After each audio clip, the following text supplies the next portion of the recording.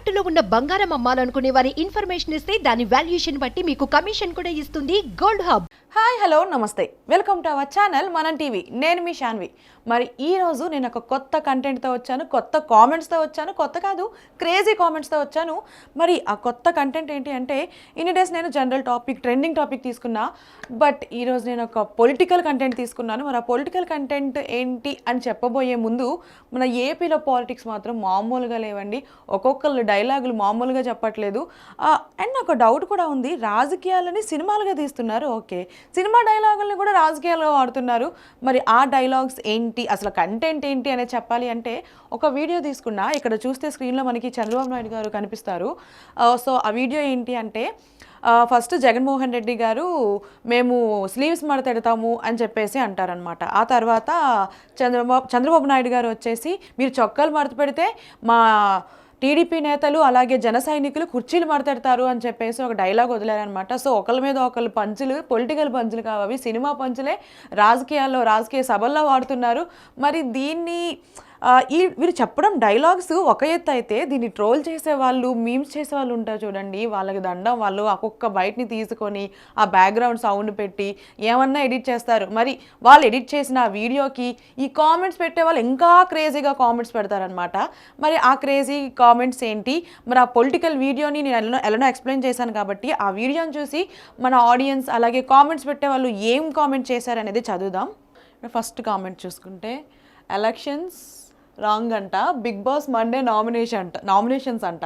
అంటే ఎలక్షన్స్ని big boss నామినేషన్స్ని compare చేశారా? ఆ వీడియో కూడా అట్లనే ఉందిలేండి. ఏంటంటే ఒకళ్ళ మీద ఒకళ్ళు తిట్టుకునేటట్టే ఉంది. బిగ్ బాస్ నామినేషన్స్ కూడా మండే వస్తే చాలు, ఎప్పుడెప్పుడు వస్తుందా అన్నట్టు వెయిట్ చేస్తారు కదా. అట్లా వీళ్ళు తిట్టుకోవడాలు కూడా రోజు రోజుకి ఏమేమి మాట్లాడుకుంటారా, ఏమేమి సెటైర్లు వేసుకుంటారా అనే విధంగానే ఉంది. ఇంకో comment, 6 people live for this షోనా. ఈడ లైవ్ చంద్రబాబు నాయుడు గారు మాట్లాడే లైవ్ 6 people ఉన్నారంట. అబ్బా, అన్నీ అంత డీప్గా అబ్జర్వ్ చేస్తున్నావా బ్రో నువ్వు? చంద్రబాబు గారు బోల్తే ఏం బోల్తేరా చంద్రబాబు నాయుడు గారు, ఆ కుర్చీలో మడతెడతా అంటున్నారు, అంతకుమించి ఇంకేం మడతెడతా అనట్లే. మరి ఎలక్షన్స్ తర్వాత ఇంకేం మడతెడతారో చూడాలి. ఈడేదో పెట్టాడు, గెలిచాక స్టేట్ని మడత పెట్టకుండా ఉంటే చాలు. ఇది మాత్రం నిజం. వాళ్ళు ఏమన్నా మడత పెట్టుకోండి, మనకు సంబంధం లేదు, కానీ మన స్టేట్ని మన ప్రజల్ని జాగ్రత్తగా చూసుకుంటే చాలు. Me with 17 years enjoying the scenario. అరే 17 సంవత్సరాలు అంటున్నావు, చదువుకోవచ్చు కదరా, దాన్ని చూసి ఎంజాయ్ చేస్తావేంద్రా?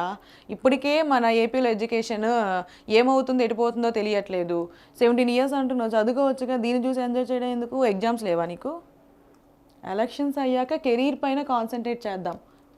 ఇప్పుడే చెప్పా ఎడ్యుకేషన్ మీద కాన్సన్ట్రేట్ చేయని, అప్పుడే వద్దంట. ఎలక్షన్స్ అయిన తర్వాతనే కెరీర్ పైన కాన్సన్ట్రేట్ చేస్తాడంట. అంటే మరి మన ఏపీ పాలిటిక్స్ అంత క్రేజీగా ఉన్నాయి, అంత ఇంట్రెస్టింగ్గా ఉన్నాయి. మరి ఏం చేస్తాం, ఒకళ్ళ మీద ఒకళ్ళు మామూలుగా పంచులు కాదు, అందరూ కలిసి మమ్మల్ని. ఇది కొంచెం సెన్సార్, నేను మాట్లాడను. ఏంది బ్రో బూతులు పెడతావు? నిజంగా ఏం ఫీల్ ఉంది మావా? ఎలక్షన్ అయ్యే వరకు ఫుల్ ఎంటర్టైన్మెంటే మనకి. అరే ప్రజల్ని ఎలా కాపాడాలి అని చెప్పేసి వాళ్ళు ఆలోచించట్లేదు. సినిమాల మీద సినిమాల డైలాగులు తీసి సభల్లో మాట్లాడడం, నువ్వు వచ్చేసి అవి ఎంజాయ్ చేయడం, ఎంటర్టైన్మెంట్ చేయడం. సినిమాలు లేవా మనకి ఎంటర్టైన్మెంట్ అవ్వడానికి? తెలంగాణ పాలిటిక్స్ ఎలక్షన్స్ హైప్ కాదు, AP elections hype pan India అంట. ఏమన్నా కంపేర్ చేసావు? నిజంగానే వీడియో అట్లనే ఉంది, పాన్ ఇండియా రేంజ్లోనే. నిజంగానే మీరు కామెంట్స్ పెట్టేట్టు ఫుల్ ఎంటర్టైన్మెంట్, ఫుల్ ఇంట్రెస్టింగ్గా ఉంది.